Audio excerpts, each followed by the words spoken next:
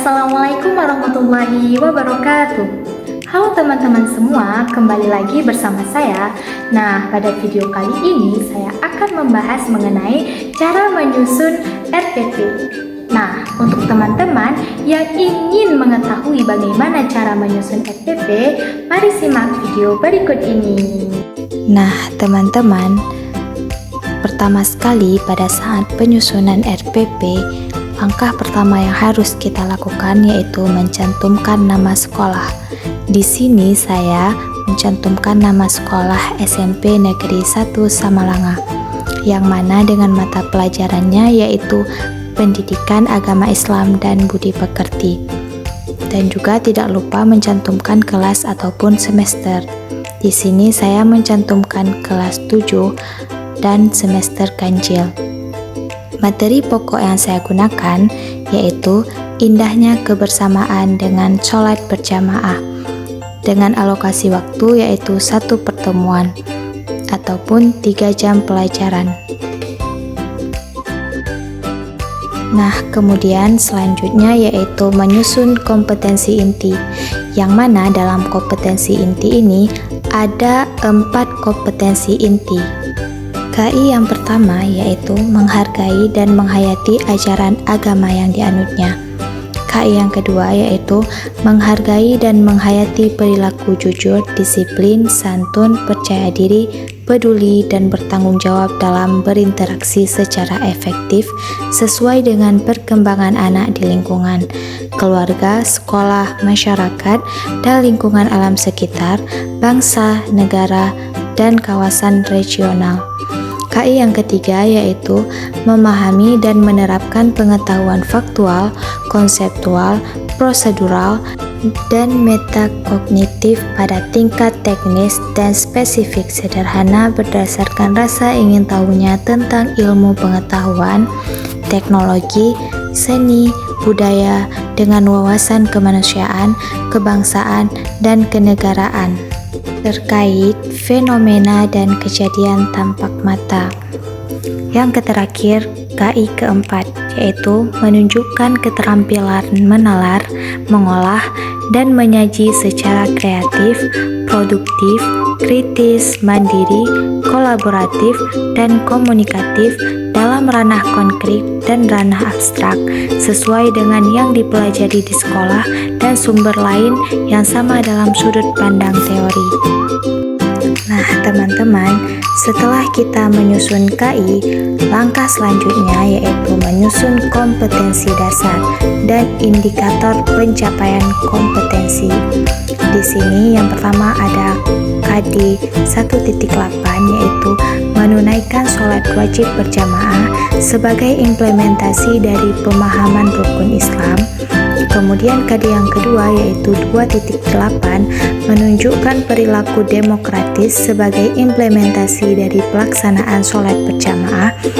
Kemudian KD yang terakhir yaitu 4.8 yaitu mempraktekkan sholat berjamaah.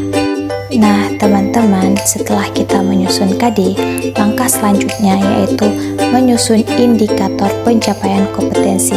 Sebelumnya, teman-teman harus mengetahui bahwasanya dalam penyusunan KD dengan indikator itu harus saling berkesinambungan. Contoh seperti indikator di sini yaitu 2.8.1 membiasakan sikap kebersamaan sebagai implementasi pelaksanaan sholat berjamaah, dan seterusnya. Bisa teman-teman lihat sendiri pada video. Next, selanjutnya yaitu merumuskan tujuan pembelajaran. Nah, tujuan pembelajaran ini kita sesuaikan dengan materi yang ingin kita buat di RPP.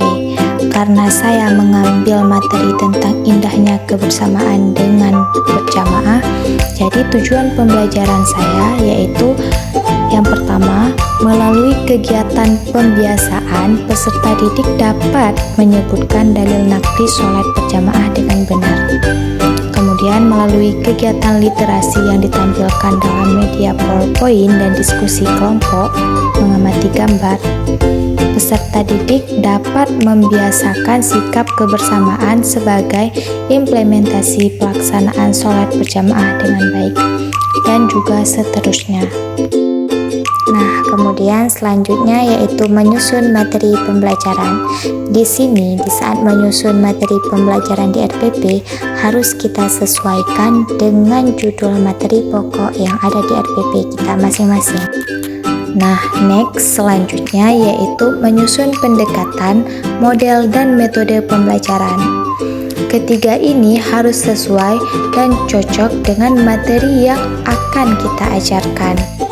Karena saya mengambil materi mengenai indahnya kebersamaan dengan berjamaah, jadi pendekatan yang saya gunakan yaitu Scientific Technology, Pedagogic, and Contact Knowledge.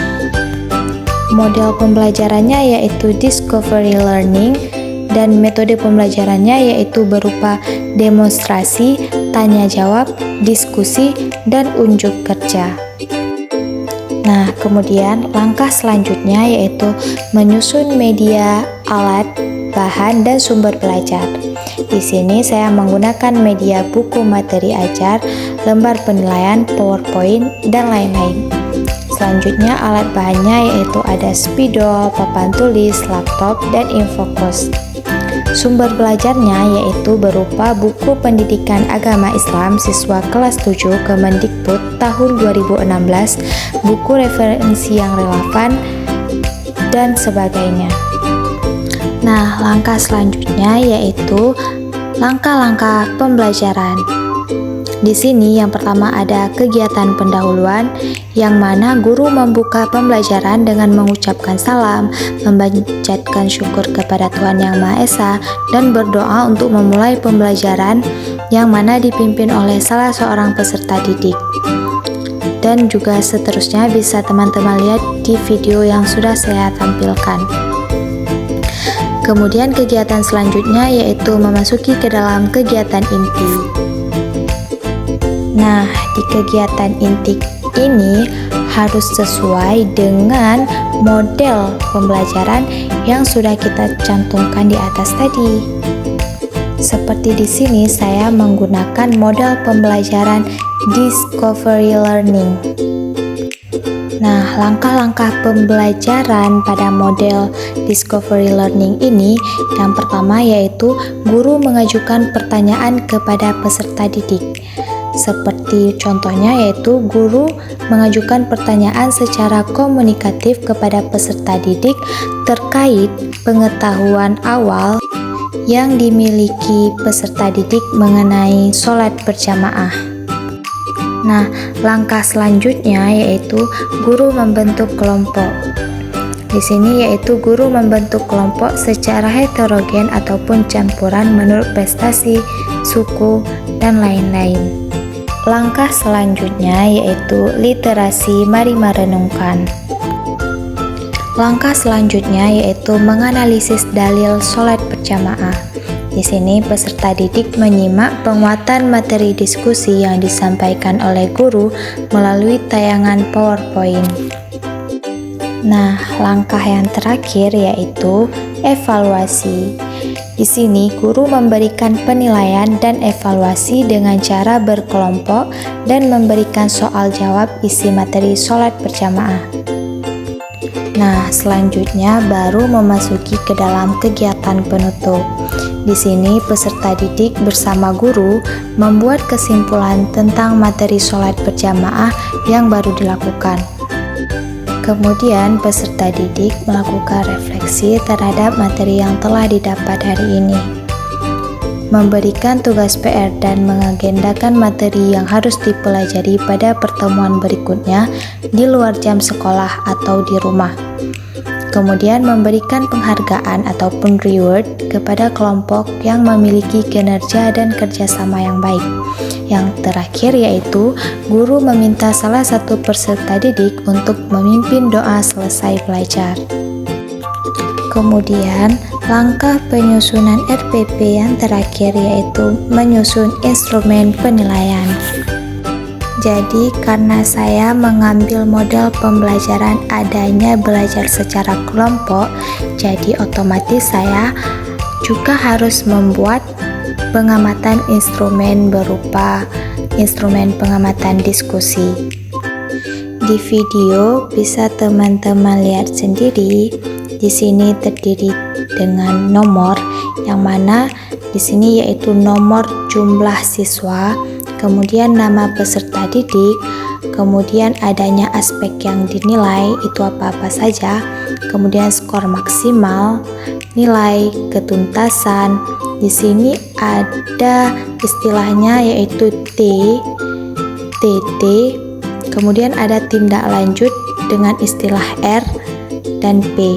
Nah, di sini juga ada terdapat keterangan yang mana T itu mengartikan dengan tuntas mencapai nilai. Ini juga disesuaikan dengan nilai KKM. Selanjutnya ada TT, yaitu tidak tuntas jika nilai yang diperoleh itu kurang dari nilai KKM. Kemudian ada R, yaitu remedial. Kemudian yang terakhir ada P, yaitu pengayaan.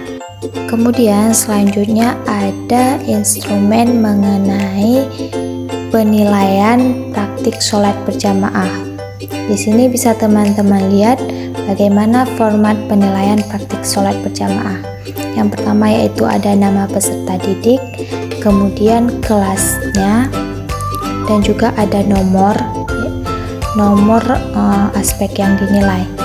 Kemudian di sini ada aspek yang dinilai. Yang pertama ada kebersihan pakaian, gerakan, bacaan, kelancaran bacaan, kebenaran bacaannya, keserasian antara bacaan dan gerakan, dan kemudian yang terakhir ada tertib. Di sini juga ada dicantumkan skor yang dicapai dengan skor maksimal itu 24. Dengan keterangan penilaiannya, yang pertama, jika poin 1 itu artinya tidak kompeten, 2 yaitu cukup kompeten, 3 kompeten, dan yang keempat sangat kompeten. Nah, kriteria dalam penilaian ini dapat dilakukan sebagai berikut. Jika seorang siswa memperoleh skor 22 sampai 24, itu dapat ditetapkan sangat kompeten. Dan yang kedua yaitu jika seorang siswa memperoleh skor 17 sampai 21 dapat ditetapkan kompeten.